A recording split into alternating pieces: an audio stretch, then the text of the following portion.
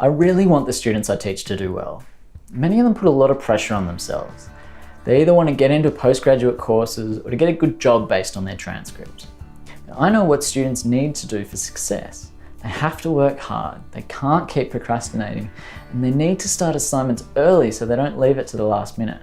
The problem is, when I use language like should, have to, and must, it adds a lot of pressure to an already high pressure situation. Even for students who aren't engaged enough, language like this can make people feel controlled and even more disconnected.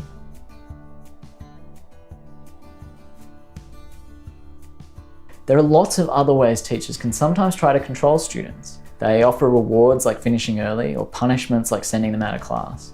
They might walk around conducting surveillance so people get off social media. They might withhold attention from students who aren't doing what they want them to do, or give extra attention to the students who are. I've done all of these and they're totally understandable, but the evidence says that they don't work in the long run. When we feel pressure coming at us from the outside, it makes us less likely to want to do something for our own reasons. We often shut down and stop trying.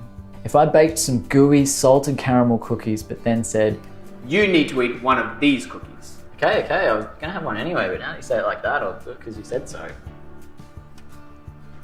As a result, you might want to eat the cookie less, and you might not enjoy the cookie as much, all because I made you feel obligated to eat the cookie. In 2001, a meta-analysis found over 100 effects that showed external pressure and control led to lower autonomous motivation in educational settings. Autonomous motivation is the kind that drives ongoing behaviour and leads people to enjoy learning. For more than 15 years, we've known that external pressure leads to poorer motivation. Shoulds, have-tos and musts, rewards, punishments, surveillance, all these things increase external pressure.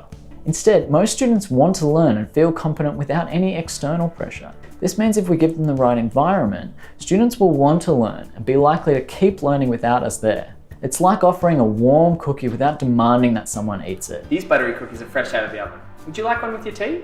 This applies to teaching a class, explaining an assessment or an activity, and to providing feedback. If we teach in a non-controlling way, students are more likely to work because they want to, rather than because we told them that they have to. There are lots of factors that lead to quality teaching, as we'll talk about in the rest of these videos. We'll try to help you learn the difference between what we're calling poor teaching and peak teaching.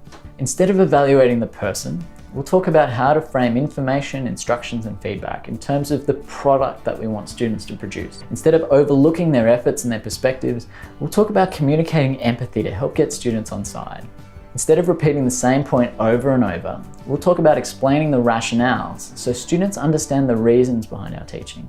Finally, instead of just providing one way to do things, we'll look at the benefits of providing choices to students about how to learn for themselves. By the end of these videos, we'll hope to help you avoid poor teaching and instead provide peak teaching that will help your students achieve everything they want to achieve.